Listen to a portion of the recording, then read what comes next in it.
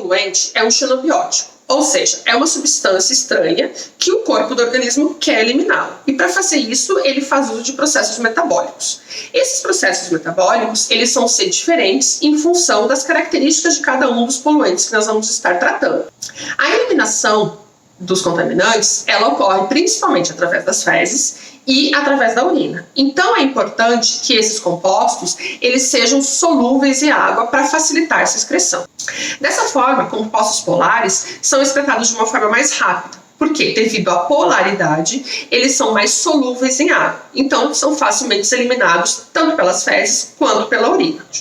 Alguns xenobióticos vão formar agregados com substâncias endógenas que vai impedir a sua ativação, que vai impedir com que eles tenham um efeito tóxico.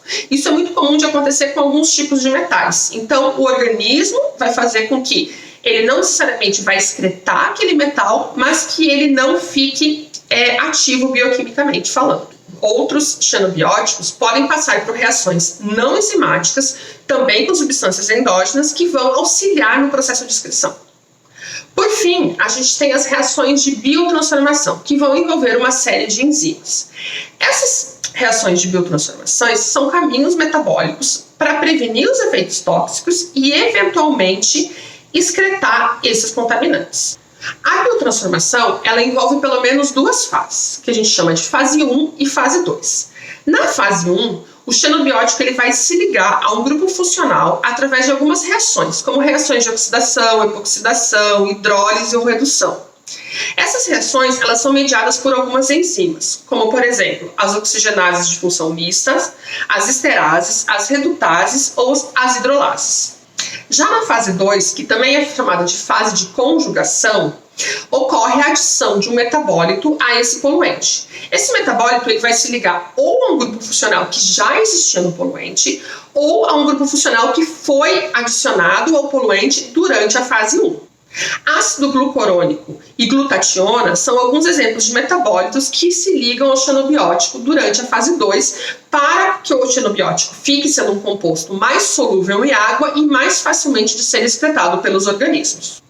No geral, o processo de biotransformação vai aumentar a solubilidade do composto na água e vai diminuir a sua toxicidade. Eu falo no geral porque existem alguns casos em que o processo de biotransformação resulta em um composto que é mais tóxico para o organismo. Um exemplo disso é o que acontece com a metabolização do heptacloro. O heptacloro é um praguicida clorado, que hoje já não é mais utilizado, e ao sofrer o processo de biotransformação, a gente vai ter a formação do heptacloro epóxide, que apresenta efeitos tóxicos mais graves do que o heptacloro. E por fim, a gente tem a excreção, que é quando o corpo consegue se ver livre desse xenobiótico.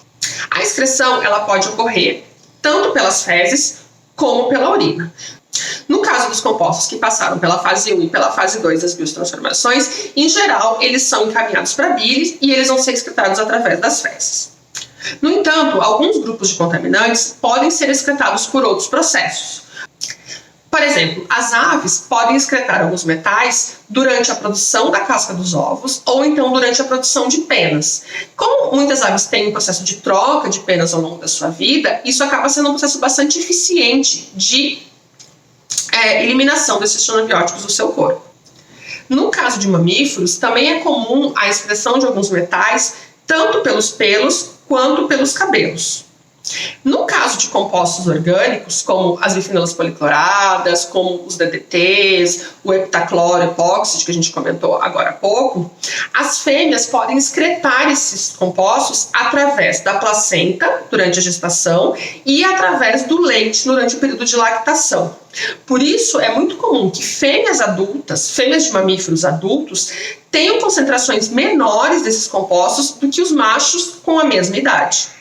É claro que isso gera um problema para o filhote que vai receber já antes mesmo do nascimento uma carga desses compostos tóxicos.